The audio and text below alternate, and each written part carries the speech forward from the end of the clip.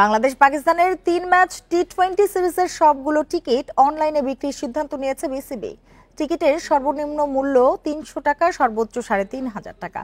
সবশেষ বিপিএলে অনলাইনের পাশাপাশি মধুমতি ব্যাংকের বিভিন্ন শাখায় টিকিট বিক্রি হলেও বাংলাদেশ পাকিস্তান টি-20 সিরিজের সেই সিদ্ধান্ত থেকে সরে এসেছে বিসিবি। টিকিট অবিক্রিত থাকলে ম্যাচের দিন অনলাইনের পাশাপাশি বিসিবি নির্ধারিত 2 বুথে বিক্রি করা হবে বলে জানিয়েছেন বোর্ড পরিচালক মাহবুব আনাম। জুলাই বিপ্লবে আহতদের জন্য 100 টিকিট আলাদা করে নেয়ার সিদ্ধান্ত হয়েছে।